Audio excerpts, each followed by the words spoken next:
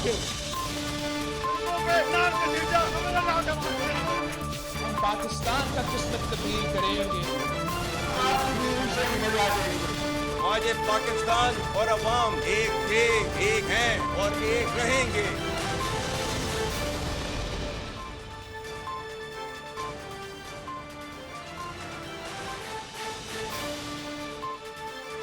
जी अस्सलाम वालेकुम। प्रोग्राम में आज दो तीन मुद्दात के हवाले से बात करेंगे, लेकिन सबसे पहले उस खबर पे बात करेंगे जो पाकिस्तान की सलामती के लिए, पाकिस्तान की तरक्की और खुशहाली के लिए इंतहाई कलीदी है, इंतहाई अहम है। Army chief general Syed Asim Munir को पाक फौज की कमान संभाले आज 1 साल मुकम्मल हो गया है और आर्मी चीफ ने पाक फौज के 17वें सिपा सालार की हैसियत से कमान संभाली थी 1 साल कबल, और इस 1 साल के दौरान मुश्किल तरीन दौर से गुजरते हुए जनरल सैयद आसिम मुनीर ने अपने इस 1 साला कामयाब दौर में बहुत सी कामयाबियां समेटी हैं जिनका फ़ायदा पाकिस्तान को हुआ है, ना सिर्फ कौमी सतह पे बल्कि बैन अक़वामी सतह पे भी। जनरल सैयद आसिम मुनीर के पहले साल में पाकिस्तान गैर यकीनी सूरत हाल से निकल के इस्तेहकाम के सफ़र पर एक बार फिर से गामज़न हो चुका है। सनह 9 मई एक बहुत बड़ा चैलेंज था जिसका आर्मी चीफ को सामना करना पड़ा और फ़ौज में बगावत की एक मज़मूम काविश भी थी जिसका इंतहाई कामयाबी के साथ और बहादुरी के साथ इसकी सरकोबी की गई आर्मी चीफ की कमान में पाक फ़ौज की जानिब से। इसके अलावा मुल्क में तकसीम और इंतशार फैलाने की साजिशों का भी इस 1 साल में भरपूर कामयाबी से मुकाबला किया गया। जनरल सैयद आसिम मुनीर की टेन्योर में मुल्क में पहली बार ज़रूरी इस्लाहात के लिए सिविल मिलिट्री ताउन की बुनियाद रखी गई और इसके साथ साथ मुल्क में बैरूनी सरमायाकारी का फ़रोग़ हो, इसके लिए एक खुसूसी सरमायाकारी काउंसिल की तश्कील हुई SIFC, और इसमें आर्मी चीफ ने इंतहाई मुतहर्रिक किरदार अदा किया। मुल्क में डीजल हो, डॉलर हो, खाद हो, चीनी की स्मगलिंग हो, इनको रोकने के लिए, ग़िज़ाई अजनास की इन स्मगलिंग को रोकने के लिए पाक फ़ौज ने और पाकिस्तान के इंटेलिजेंस इदारों ने सिविल हुकूमत के साथ मिलकर बड़ी ज़बरदस्त मुआवनत की और ये भी आर्मी चीफ की बेहतरीन कामयाबियों में से एक कामयाबी है। इसके अलावा डॉलर की स्मगलिंग के ख़िलाफ़ क्रैकडाउन हुआ जो कि एक बार फिर सिविल हुकूमत के साथ ताउन में रखा गया, जिसकी वजह से डॉलर की कीमत में बहुत बड़ी कमी देखने में आई। अभी चंद रोज़ पहले कल तक ही स्टॉक मार्केट में रिकॉर्ड तेज़ी देखने में आई है। पाकिस्तान स्टॉक मार्केट अपनी तारीख की बुलंद तरीन सतह 60,000 पॉइंट्स उबूर कर गई और इसकी एक बड़ी वजह जो सिविल मिलिट्री ताउन है, मईशत को संभाला देने के लिए, मईशत के फ़रोग़ के लिए तमाम तज्ज़िया निगाह चाहे पाकिस्तान के अंदर हों चाहे बैन अक़वामी सतह पे हों, वो सिविल मिलिट्री ताउन को पाकिस्तान स्टॉक एक्सचेंज की इस बड़ी कामयाबी की एक बड़ी वजह करार दे रहे हैं, जो कि ज़ाहिर है इसकी कामयाबी का सेहरा आर्मी चीफ के खाते में ज़रूर जाता है। सिर्फ यही नहीं बल्कि मुत्तहिदा अरब इमारात समेत दीगर खलीजी और अरब ममालिक के साथ ताल्लुकात में गर्मजोशी लाई गई। UAE ने पाकिस्तान में 25 अरब डॉलर की सरमायाकारी का ऐलान किया, जो कि अभी निगरान वज़ीर-ए-आज़म आर्मी चीफ दौरे पर भी थे, मुत्तहिदा अरब इमारात के और अब कुवैत के दौरे पे हैं और कुवैत भी पाकिस्तान में एक बड़ी भारी सरमायाकारी ला रहा है। सऊदी अरब ने भी पाकिस्तान के लिए जो डिपॉजिट था, सेफ डिपॉजिट, उसकी मुद्दत 3 साल में मज़ीद बढ़ा दिया, उसकी तौसीह कर दी है और इसमें भी आर्मी चीफ का बड़ा अहम किरदार है। अमूमी तौर पे, मजमूई तौर पे मुल्क में जो बेचैनी पाई जा रही थी और जो अदम इस्तेहकाम पाया जा रहा था, उसमें army chief general Syed Asim Munir के टेन्योर में एक वाज़ेह कमी देखने में आई है। तो ये 1 साल की कामयाबियां हैं और अभी 2 साल का मज़ीद टेन्योर बाकी है।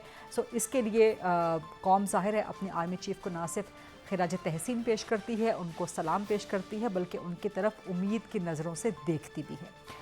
अब मामलात को ज़रा आगे बढ़ाएंगे और कुछ सियासी मामलात के हवाले से बात करेंगे। सबसे पहले नवाज शरीफ को मिलने वाला आज एक अनप्रेसिडेंटेड रिलीफ, 30 मिनट की कहानी 30 सेकंड में ख़त्म हो गई।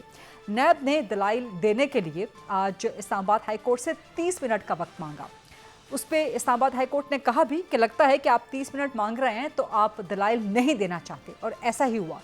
30 सेकंड के अंदर नैब ने कहानी मुका दी और कहा कि जी हमें कोई एतराज़ नहीं है नवाज शरीफ की बरियत पे, और इस तरह से एवनफील्ड रेफरेंस में नवाज शरीफ बरी हो गए, अल अजीज़िया रेफरेंस में नवाज शरीफ के ख़िलाफ़, उनकी बरियत के ख़िलाफ़ जो नैब की अपील थी वो उन्होंने वापस ले ली। तो एवनफील्ड से भी गुलू खलासी हो गई नवाज शरीफ की, अल अजीज़िया रेफरेंस से भी गुलू खलासी हो गई, और अब फ्लैगशिप रेफरेंस जो है वो बाकी रह गया है, जिसकी समाअत उम्मीद है कि अगले हफ्ते तक हो जाएगी। तो इस तरह नवाज शरीफ की तीनों बड़े रेफरेंसेस से बरियत हो गई और उनका चौथी बार वज़ीर-ए-आज़म बनने का रास्ता मज़ीद हमवार हो गया। जहां नवाज शरीफ के लिए रिलीफ द रिलीफ है, जिसको हम सवाल करेंगे प्रोग्राम में कि ये क्या वाकई कुदरत का निज़ाम है, इंसाफ का निज़ाम है या सहूलतकारी का निज़ाम है। एक तरफ नवाज शरीफ को ये सब कुछ फेस करने को मिल रहा है, दूसरी जानिब चेयरमैन पीटीआई के लिए तकलीफ का सिलसिला मजीद बढ़ गया है और एक तकलीफ उन्होंने खुद अडॉप्ट कर ली है और चेयरमैन पीटीआई ने अपने आप को माइनस कर दिया है। पाकिस्तान तहरीक इंसाफ से कहा है कि बल्ले का निशान वापस नहीं करेंगे, इसीलिए वो चेयरमैन पीटीआई का इलेक्शन नहीं लड़ेंगे इंट्रा पार्टी इलेक्शन, बल्कि अपनी जगह बैरिस्टर गौहर खान को कायम मकाम चेयरमैन पीटीआई का इलेक्शन लड़ने के लिए नामजद कर दिया गया है। चेयरमैन पीटीआई ने अपने आप को खुद ही माइनस कर दिया है और ये कितना बड़ा एक ब्लो, कितना बड़ा एक सेटबैक साबित होगा पाकिस्तान तहरीक इंसाफ के लिए, इस पर बात करेंगे। इलेक्शन कमीशन ऑफ पाकिस्तान में इलेक्शन के इल्तिवा के लिए दरखास्तें धड़ाधड़ दरखास्तें जाना शुरू हो गई हैं। बलूचिस्तान से 2 दरखास्तें गई हैं। एक मीना मजीद बीबी हैं, उनकी दरखास्त है जो कहती है कि बलूचिस्तान में दहशतगर्दी के वाक़यात ऐसे हैं कि इलेक्शन मुलतवी कर दिए जाएं। और दूसरा किला सैफुल्ला के बलूचिस्तान से एक और शहरी हैं, वो कहते हैं कि जी मौसम बड़ा सख्त है, बर्फबारी हो सकती है, इलेक्शन डिले करवा दिए जाएँ। सो इलेक्शन डिले की जो अफवाहें पिछले चंद दिनों से सरगर्म थीं, अब उसमें दरखास्तें भी डल गई हैं और ये मामला कहाँ तक जाएगा, इसी वजह से मुस्लिम लीग नून को भी खदशात लाहक हो गए हैं। और मुस्लिम लीग नून के सीनियर रहनुमा सेनेटर इरफान सदीकी ने सुप्रीम कोर्ट से मुतालबा कर दिया है कि आपने कहा था कि 8 फरवरी इलेक्शन की तारीख पत्थर पे लकीर है, तो ये जो शोर शराबा है इसका नोटिस लिया जाए। पीपल्स पार्टी बलूचिस्तान में मौजूद है, कल अपना यौम तासीस मना रही है, वो इस हवाले से क्या कहती है, इलेक्शन के इल्तवा की दरखास्तें, इन्हीं सारे मुद्दात पे प्रोग्राम में आज बात करेंगे। प्रोग्राम के फ्लोर को डिबेट, डिस्कशन, क्वेश्चन आंसर्स के लिए ओपन करते हैं। मेरे साथ मौजूद हैं पाकिस्तान पीपल्स पार्टी के सीनियर मरकजी सरकर्दा रहनुमा नासिर हुसैन शाह साहब, पाकिस्तान तहरीक इंसाफ से भी सीनियर और मरकजी रहनुमा सेंटर हैं डॉक्टर हुमायूं मोहम्मद साहब, वो ज्वाइन कर रहे हैं, और मुस्लिम लीग नून से सीनियर मरकजी रहनुमा राना एहसान अफजल साहब, वो मुझे ज्वाइन कर रहे हैं। राना एहसान साहब, क्योंकि आज का दिन आप लोगों के नाम है, बहुत बड़ा रिलीफ मिला है आज नवाज शरीफ को, आप लोग इसको रिलीफ कहते हैं, आप इसे कुदरत का निज़ाम कहते हैं, आप इसको इंसाफ कहते हैं, लेकिन आपके सियासी मुखालिफ इसको सहूलतकारी का निज़ाम, सहूलतकारी का इंसाफ कह रहे हैं। और जो अब रिलीफ मिल रहा है, जिस तरह 30 मिनट मांगे नैब ने, 30 सेकंड में गले मुका दी, उन्होंने कहा जी हमें एतराज़ ही कोई नहीं है।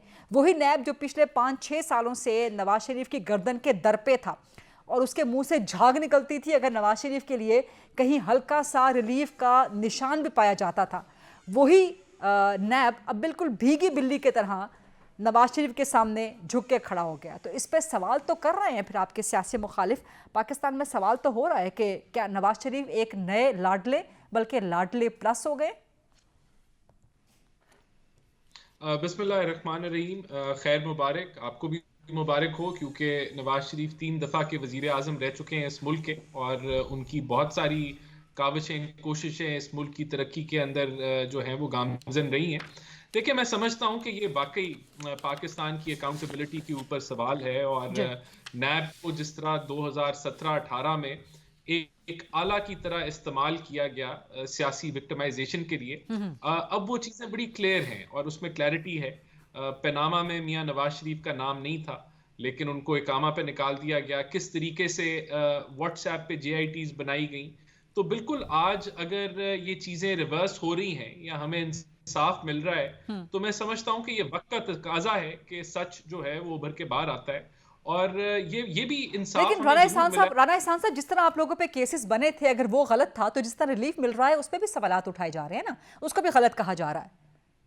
नहीं, किस तरह रिलीफ मिल रहा है? अदालतों से रिलीफ मिल रहा है ना, और अगर नैब के पास कुछ सबूत थे और वो चीजें थी तो आज वो फर्निश कर देते। जिस तरीके से वो बेनामी प्रॉपर्टीज के लिए 4 कवायद पेश करने थे वो नहीं कर सके, जिस तरीके से एविडेंस रिक्वायर्ड थी उसके बावजूद सजा, इन सब चीजों के एविडेंस के बगैर सजा मिल जाना, और तो ये एक बड़ा ताजुब का सवाल बनता है और हैरानी का और परेशानी का मेरे ख्याल से ये चीज है। लेकिन आज अगर बगैर एविडेंस के, लेकिन आपके मुखालिफ कहते हैं, आपके सियासी मुखालिफ कहते हैं कि नवाज शरीफ की फैमिली, बल्कि नवाज शरीफ खुद पिछले 4 साल उन्हीं फ्लैट्स में रिहाइश पजीर रहे हैं, आज भी नवाज शरीफ की फैमिली वहीं पे रिहाइश पजीर है, आज भी वो फ्लैट्स उनके नाम पे हैं, आज भी मनी ट्रेल उनके पास मौजूद नहीं है, तो लूप होल्स अभी भी मौजूद है ना, झोल तो अभी भी हैं। नहीं, देखें, बिल्कुल भी नहीं है। ये मियां नवाज शरीफ की ज़ात के ऊपर सवाल था, उनकी ओनरशिप के ऊपर सवाल था एवन फील्ड से, जो नहीं साबित हो सकी और जो नहीं एग्जिस्ट करती, और ये जो है करप्शन के पैसों के ऊपर सवाल था जिसके ऊपर कोई चीज़ साबित नहीं हो सकी। तो बाकी जो सवालात हैं वो बिल्कुल अगर हैं, उनके वो जवाब तलाश करे, नैब भी करे, बाकी लोग भी करें, लेकिन यहाँ ना करप्शन साबित हुई, ना मियां नवाज शरीफ की जो है वो मालकियत साबित हुई एवन फील्ड के साथ। तो मैं समझता हूं कि वो सुरखरू हुए। और यहाँ जो केसेस बनाए जाते हैं पाकिस्तान में अकाउंटेबिलिटी के एक मैकेनिज्म के होने की और उसको उसकी कबूलियत ऑल अक्रॉस सारी जमातों में होने की जरूरत है। और ये मैं समझता हूं कि ये जरूर डिबेट होनी चाहिए जब अगली हुकूमत आती है। तो खाली डिबेट नहीं होनी चाहिए, इसके ऊपर हतमी एक काम होना चाहिए। और वो इस पे सवाल करेंगे, और इस पे सवाल करेंगे कि नैब की जिस तरह कारकर्दगी नजर आ रही है, क्या नैब की कोई हैसियत रह जाती है, कोई अफादियत रह जाती है? इस इदारे को होना भी चाहिए कि नहीं होना चाहिए? बट सेंटर हुमायूं मोहम्मद साहब, जिस तरह नवाज शरीफ को रिलीफ मिला है, उसी तरह से आज चेयरमैन पीटीआई ने खुद अपने आप को माइनस कर दिया है। दोनों पे जरा कमेंट कर दीजिएगा, रिलीफ पर भी और जो चेयरमैन पीटीआई ने अपने आप को आज खुद माइनस कर दिया। बिस्मिल्लाहिर्रहमानिर्रहीम। देखिए, सबसे पहले बात यह है कि एक वक्त था कि जिसमें इस नैब ने उनके ऊपर केसेस किए थे जी। अब अगर हम ये समझते हैं और उनके ऊपर ये रेफरेंस और उनके जो अपील के ख़िलाफ़ रेफरेंस सारे ये नैब ने किए थे, ठीक है। अब अगर नैब, हम मान लेते हैं कि अगर नैब किसी के इन्फ्लुएंस में था तो नैब के जो हेड था उसने क्यों ऐसे किए? मेरे ख्याल में अगर उस वक्त नैब गलत था तो उसके हेड को पकड़ के उसको सजा मिलनी चाहिए, ताकि आइंदा कभी नैब कौन था उस वक्त नैब का हेड? कौन था उस वक्त नैब का हेड? कौन था नैब का हेड? जो भी था, इररिस्पेक्टिव, मुझे नहीं मालूम कौन था। आपको बिल्कुल मालूम है, आपकी पार्टी ने एक्सटेंशन दी थी उनको। Does it matter? Does it matter? Absolutely. अगर देखिए मेरे बात सुने, it does not matter, ठीक है, does not matter। अगर उसने गलत किया था, तो उसको सजा मिलनी चाहिए, इररिस्पेक्टिव ऑफ वो हमारी पार्टी के गुड बुक्स में था या बैड बुक्स में था। इररिस्पेक्टिव ऑफ दैट उस बंदे को सजा मिलनी चाहिए ताकि आइंदा कभी ऐसी बात ना हो। नंबर 2, ये बिल्कुल सही कहते हैं कि वो पनामा से अकामा में चले गए। मेरा सवाल ये है, एक प्राइम मिनिस्टर को अकामा की ज़रूरत क्या है? मेरा सवाल यह है कि सिटिंग प्राइम मिनिस्टर किसी और मुल्क के एक छोटी सी कंपनी, चाहे वो कंपनी उसका बेटा क्यों नहीं ओन करता, वो उसमें मुलाजमत क्यों कर रहा है? उसको अकामे की क्यों ज़रूरत है? अकामे की ज़रूरत 2 वजह से होती है। मुझे वीज़े की ज़रूरत है, मुझे कोई और तरीके से नहीं होती, या 2 नंबरी है। तीसरी कोई वजह नहीं है। ये मनी लॉन्ड्रिंग के लिए यूज़ होता है, ज़्यादातर लोग मनी लॉन्ड्रिंग के लिए यूज़ करते हैं। So that is my thing, ठीक है। अच्छा, नंबर 3, मेरे लिहाज से उनको अगर निकालना चाहिए था, उनको तनख्वाह पे नहीं निकालना चाहिए, उनको इस अकामे में निकालना चाहिए कि भाई कॉन्फ्लिक्ट ऑफ इंटरेस्ट है, तुम सिटिंग प्राइम मिनिस्टर हो, तुम्हारे पास ये एक और कंपनी के तुम मुलाजिम कैसे हो सकते हो? That is where I would say, ठीक है। अब अगर उनको रिलीफ मिल गई है, अच्छी बात है। अगर उनके साथ ज्यादती हुई थी, उनको रिलीफ मिलनी चाहिए थी। लेकिन इस रिलीफ देने का जो तरीका कार इख्तियार किया गया, ये बहुत ज़्यादा सवालात उठा देता है उनके रिलीफ देने के तरीके पे। अच्छा, उसकी वजह यह है कि यहाँ पे एक नैरेटिव स्टार्ट हुआ था 2-3 साल पहले कि जी क्या लेवल प्लेइंग फील्ड में कहा गया था, पहले इलेक्शंस उस वक्त तक नहीं होंगे जब तक मियां नवाज शरीफ वापस नहीं आएगा, उस वक्त तक नहीं होंगे जब तक उनको रिलीफ नहीं मिलेगी, उस वक्त तक नहीं होंगे जब वो प्राइम मिनिस्टर नहीं बनेंगे, उस वक्त तक नहीं होंगे जब तक इमरान खान के ऊपर 200 केसेस नहीं, तराजू के पलड़े बराबर ना हो जाएंगे जब तक। देखे ना, वो सारी बातें जो एक शख्स ने बहुत नफरत आमेज लहजे में कही थी, आज वो सारी बातें ठीक हो रही हैं। तो अगर आज वो ठीक हो रही हैं, अच्छा, आप कह रहे हैं कि नवाज शरीफ की ख्वाहिशात पूरी की जा रही हैं, ठीक है। इमरान खान साहब ने, चेयरमैन पीटीआई ने आज खुद ही अपने आप को माइनस कर दिया। ये तो बड़ा, उन्होंने एक बहुत बड़ी सियासी गलती नहीं की कि मैदान खाली छोड़ दिया है और एक तरह से सब्स्टिट्यूट सामने आ जाएगा, बल्कि आ चुका है चेयरमैन पीटीआई का। देखिए, इस तरह ये है, सूरज को डर नहीं होता कि कोई रोशनी कोई और ले जाएगा। सूरज होता है, उसकी किरण से, उसकी लेकिन सूरज वक्त से पहले खुद ही गुरूब हो जाए तो सवालात तो उठते हैं ना। नहीं, वो गरूब नहीं होता, ये गरूब नहीं हो रहा। देखिए मेरी बात सुने, मैं ये समझता हूँ ये बड़ा अच्छा टेक्निकल डिसीजन है। द रीजन बीइंग, वजह ये है कि अगर let's say Imran Khan chairman रहते, ऑब्वियसली वो इलेक्ट भी हो जाते। अगर वो रहते यहाँ पे, ठीक है, तो इन लोगों ने जो प्लान था, उस प्लान के लिहाज से उनको डिस्क्वालीफाई करना था इलेक्शन से हफ्ता, 2 हफ्ता, 3 हफ्ता, 4 हफ्ता पहले, ठीक है। अब अगर उसको डिस्क्वालीफाई कर देते हैं तो जिन जिन लोगों को उनका टिकट मिला है with his signature, they will not be able to contest, वो कंटेस्ट नहीं कर सकेंगे बल्ले के निशान के ऊपर। जब वो बल्ले के निशान के ऊपर नहीं कर सकेंगे कि ये स्ट्रेटेजिक, यही नवाज शरीफ के लिए भी हुआ था ना, यही नवाज शरीफ के लिए भी हुआ था, उन्होंने एक नया ओहदा क्रिएट एंड जनरेट कर दिया था। ठीक है ना, ठीक है ना, फेयर एनफ, फेयर एनफ ना, फेयर एनफ। आप लोग एक नया ओहदा क्रिएट नहीं कर सकते थे? देखिए ना, जमात में देखिए ना, देखिए ना, मेरा देखिए ना, मेरे अगर उन लोगों के मतलब वो एक कुनज़हन इंसान ने वो चीज नहीं इस्तेमाल की और उसने उसी तरीके से रहने दिया, तो why should we do the same mistake? Why should we not learn from other people's mistake? हम तो मतलब हमारे अंदर तो एक शऊर है, हम तो एविडेंस बेस्ड लेकिन आप लोगों ने खुद माइनस कर दिया ना, चेयरमैन खुद माइनस हो गए पाकिस्तान तरीके के साथ में अपना सब्स्टिट्यूट दे दिया उन्होंने। आप इसको देखिए मेरी बात सुनो, मैं आपको एक मिसाल देता हूं।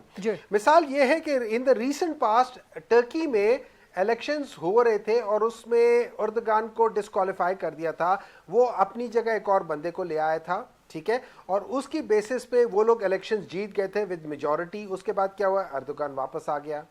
सर ये सारी चीजें होती हैं, थिंग्स कैन बी डन, ठीक है ना। इस वक्त हमारे लिए इंपॉर्टेंट चीज ये थी, देखिए हमारी पार्टी में सॉरी इंटरप्ट करने के लिए, लेकिन जवाब आप ब्रेक के बाद दे दीजिएगा, मुझे एक ब्रेक लेनी है। Let's take a short quick break, वापस आते हैं। नासिर हुसैन शाह साहब से कुछ सवाल करेंगे, राना एहसान अफजल साहब और सेंटर डॉक्टर हुमायूं मोहम्मद साहब भी मौजूद हैं। स्टे विद अस जी, welcome back after the break. Programme में आज मौजूद हैं सेंटर डॉक्टर हुमायूं मोहम्मद साहब, राना एहसान अफजल साहब और नासिर हुसैन शाह साहब। नासिर हुसैन शाह साहब, आपको आवाज़ आ रही है मेरी? हेलो जी, आ रही है आवाज़ जी। आप बलूचिस्तान में चूंकि मौजूद हैं यौम तासीस के सिलसिले में पीपल्स पार्टी के, तो वहाँ पे सिग्नल्स का भी इशू है, लेकिन सवाल मैं आपसे ये करना चाह रही थी कि पीपल्स पार्टी सबसे फोर फ्रंट पे है तीरंदाजी करने के लिए, नून लीग पे, नवाज शरीफ पे के लिए कि आप लाडले बन गए हैं नए, आप लाडला प्लस बन गए हैं। जो रिलीफ आज मिला है इस्लामाबाद हाई कोर्ट से नवाज शरीफ को, वो भी आप समझते हैं कि कोई सहूलतकारी है या वाकई कुदरत का निज़ाम है, इंसाफ हुआ है मेरिट पे? बिस्मिल्लाहिर्रहमानिर्रहीम, अल्लाहुम्मा सल्ली अला मोहम्मद व आले मोहम्मद। देखिए, दीगर चीजें जो हो रही हैं अगर कोई नजर आती है तो चेयरमैन साहब या हमारे दीगर रहनुमा जरूर पॉइंट आउट करते हैं, लेकिन ये जो केसेस हैं जी, इसके लिए तो पीपल्स पार्टी का स्टांस बिल्कुल वाजे है कि ये सारे फैब्रिकेटेड और गलत केसेस पीपल्स पार्टी तो इनको फेस करती आई। खैर से उस वक्त नून लीग की गवर्नमेंट में ही हमारे लिए ये सारे केस बने थे और प्रेसिडेंट आसिफ अली जरदारी साहब तो कोई मेरे ख्याल में 14 साल 7 माह की कैद भी काट चुके हैं मुख्तलिफ अदवार में। लेकिन बेटे से तनख्वाह न लेने पे उनको नाअहल करार देना या इस तरह की केसेस बनाना, ये वही सिलसिला था जो जिसकी हम लोग हमेशा मजम्मत करते हैं कि इस तरह के केसेस नहीं बनाने चाहिए। ठीक। पहले हम पे बनाए गए, फिर मियां इन पे बनाए गए, नून लीग पे, अब पीटीआई वही कहती है कि जी ये तो इदारे सारे इस्तेमाल होते हैं, नैब और ये वो। तो मुझे वो एक शेर याद आ रहा है कि जो हम पे गुजरे थे रंज सारे, जब खुद पे गुजरे तो याद आया। तो ये सिलसिले हैं, लेकिन इसमें हम लोग बिल्कुल हैं कि ये चले, हम इनको मुबारकबाद देते हैं पीएमएलएन वालों को, ये जो आज फैसला आया है एक अच्छी बात है, क्योंकि हम इन केसेस इनके हमेशा मुखालफत करते रहते हैं, क्योंकि प्रेसिडेंट आसिफ अली जरदारी साहब पर भी केस बने, हमारे बहुत से रहनुमा जिन्होंने बेगुनाह जेलें काटी, शर्जील मेमन है, आसिम है, बहुत सारे ऐसे हैं जिनके ऊपर कोई बाद में कोई चीज साबित नहीं हुई, आगा सिराज साहब थे, बहुत सारे। तो ये वो सिलसिला है जो नहीं होना चाहिए और अब सबको इल्म में आ जाए कि ये क्या होता है कि इस तरह के राई के पहाड़ बना दिए जाते हैं, उनके डिपार्टमेंट्स के इतने वो पूरा बजट नहीं होता जितनी की वो करप्शन के इल्जामात लग जाते हैं उन लोगों के ऊपर। अच्छा, शाह साहब पीपल्स पार्टी बड़ा हॉट एंड कोल्ड ब्लो कर रही है टुवर्ड्स पीएमएलएन। कभी बिलावल भुट्टो जरदारी इंतहा की तीरंदाजी करते हैं, इंतहा का जारहाना अंदाज अपना लेते हैं, कभी आप जैसे मीठे मीठे धीमे धीमे लोग बात करते हैं, मुफाहिमत की बात करते हैं। तो इसका मतलब क्या लिया जाए, ख़ासतौर पे गिवन दैट के कल राना परवेज़ अशरफ ने भी कहा कि नून लीग के साथ मखलूत हुकूमत इलेक्शन के बाद उसका कोई ना कोई सिनेरियो बन सकता है, तो क्या उसका मतलब ये लिया जाए कि बिलावल भुट्टो की जारहाना पॉलिसी अब बैकफुट पे जा रही है और जरदारी साहब का जो मुफाहिमाना रवैया है ख़ासतौर पे उनके एक इंटरव्यू के बाद, अब वो जो फोर फ्रंट है, जो फ्रंट सीट है, वो टेकअप कर रहा है? और आप क्या समझते हैं कि मखलूत हुकूमत का चांस बरकरार है मुस्लिम लीग नून के साथ पोस्ट इलेक्शंस? देखें, ये जो इशू है, आप वो तो कल यहाँ पे यौम तासीस है, जी चेयरमैन साहब की स्पीच होगी, प्रेसिडेंट साहब की भी, उससे आपको अंदाजा हो जाएगा। लेकिन देखिए, हम असूली बात करते हैं ना, अगर चेयरमैन बिलावल भुट्टो जरदारी साहब कोई चीज पॉइंट आउट करते हैं तो वो हकीकत पर मुबन्नी है।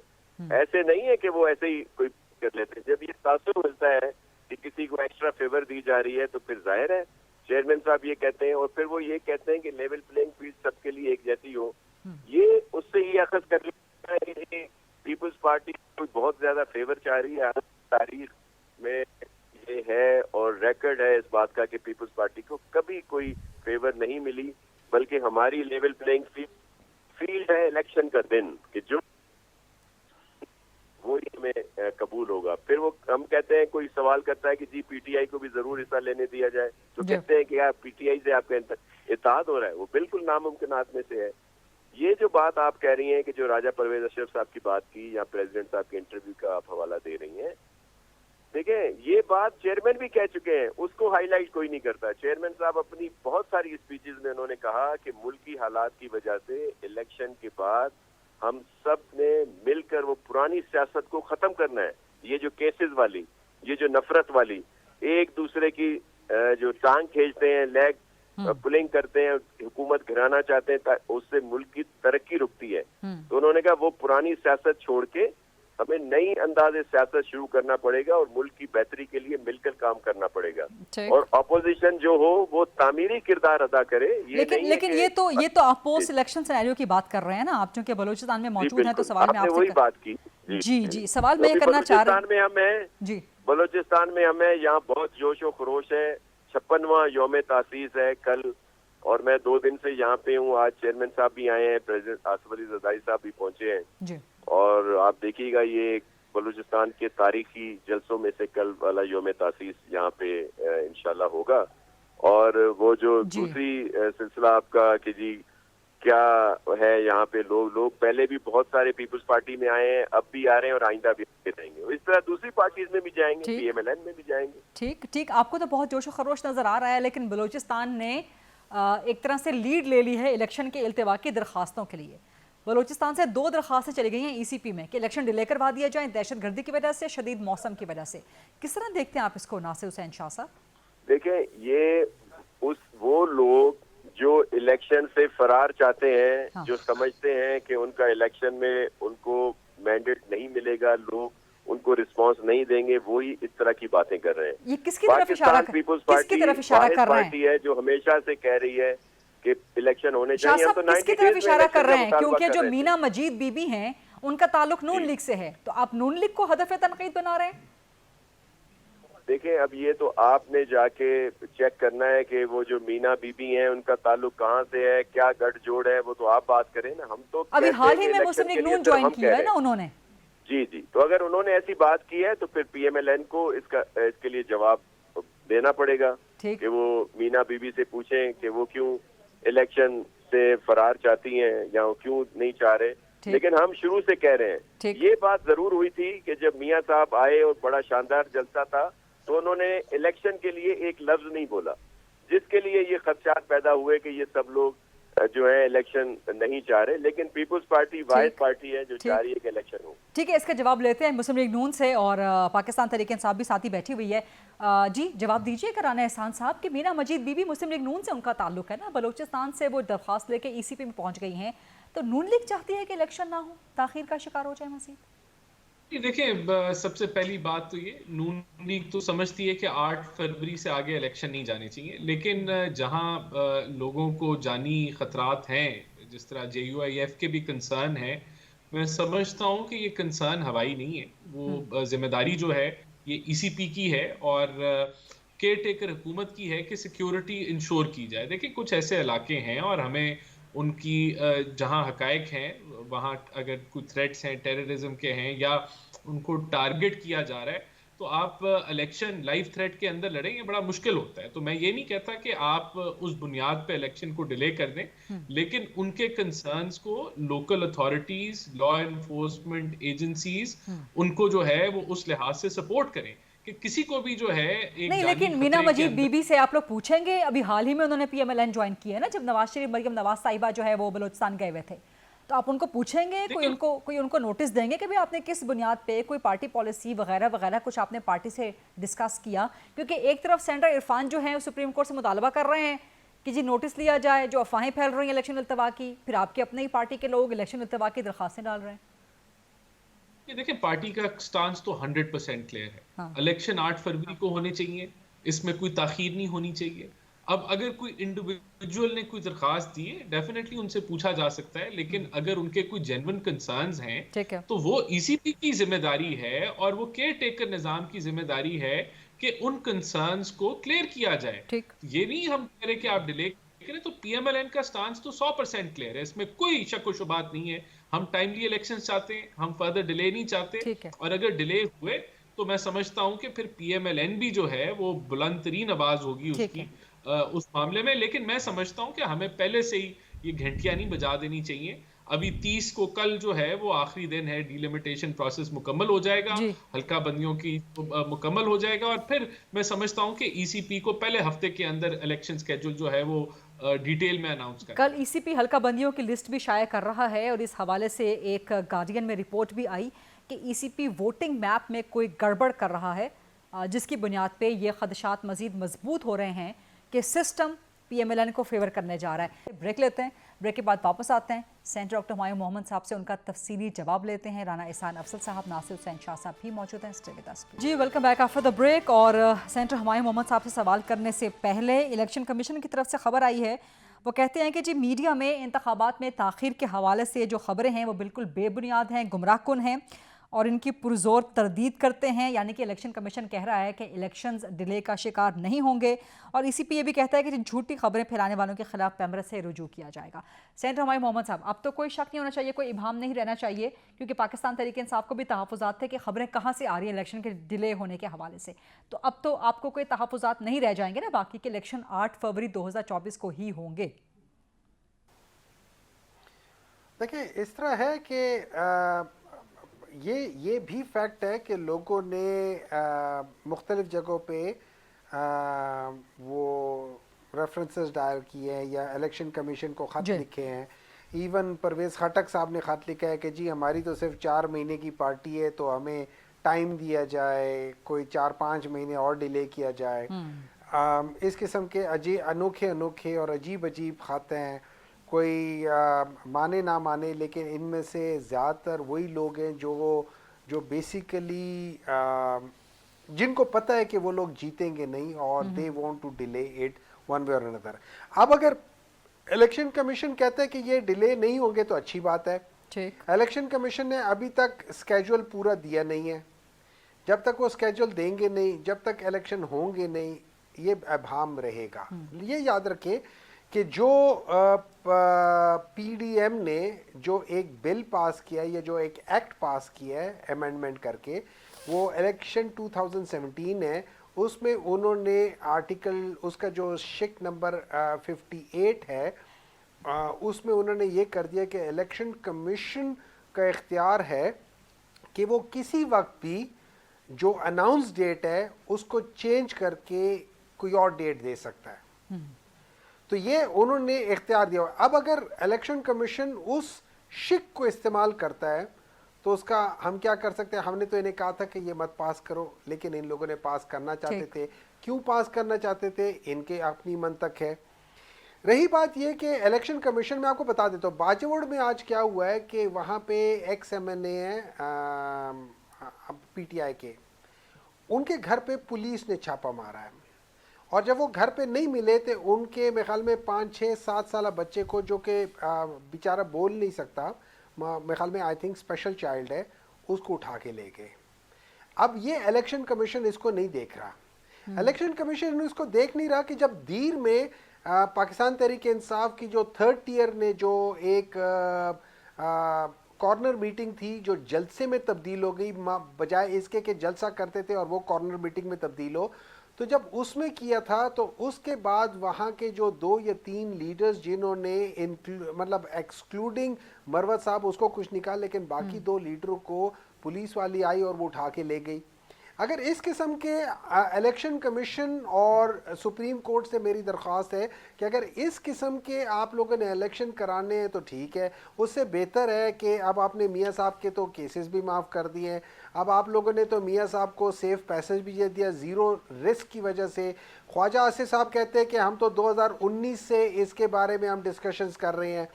तो जब कर दिए तो why are you wasting time of and money के हम पाकिस्तानियों का पैसा क्यों ज़ाया करते हैं? इनको डायरेक्ट उनसे इस्तीफ़ा दिलवाएं। वैसे भी काकड़ साहब PMLN के पुराने साथी हैं और वो PMLN का टिकट भी लेना चाहते थे इलेक्शन से पहले, तो उनको बस वहाँ से फारग करें, उनको कोई और ओहदा दे दे और मियाँ साहब को डायरेक्ट इसी केयर टेकर गवर्नमेंट के आप हिस्सा बना दे। अल्लाह अल्लाह खैर से अल्लाह 5 साल के लिए इसको एक्सटेंशन दे दे और बाकी देखें कि क्या होता है क्या नहीं होता। लेकिन डोंट मेक अ शाम डेमोक्रेसी, क्या कह सकते हैं, example of the system. Problem यह है कि हम सारे लोग including me, including Pakistan Tehreek Insaf, हम लोगों ने गलतियाँ की हैं माजी में, लेकिन हम बाज़ लोग माजी से सबक नहीं सीखते हैं। हमने 1990 के इलेक्शंस देखे किस तरीके से IGI बनी थी, अभी ये IGI की मॉडिफिकेशन है, उसी तरीके से हो रही है। सिर्फ ये कि पहले खाली पीपल्स पार्टी थी जो बेसिकली एक डेमोक्रेसी में बिलीव करती थी, आज 2 पार्टियां जो उसी तरीके से पीपल्स पार्टी और तहरीक इंसाफ, लेकिन बाकी सारी जमातें वही की वही हैं जो IGI में और इकट्ठी हो गई हैं। तो अगर आप देखें वही सारा सिस्टम हो रहा है and they have never learn from their mistakes, never learn from their. एक वन लास्ट थिंग, मियां शहबाज शरीफ, एक लास्ट चीज, ठीक है, मियाँ शहबाज शरीफ ने आज कल अपने उसमें कहा था कि जो रमज़ान शुगर मिल वगैरह के लिहाज से था। मैं एक सवाल उठाता हूँ सबसे, आप सिर्फ ये देख ले कि जो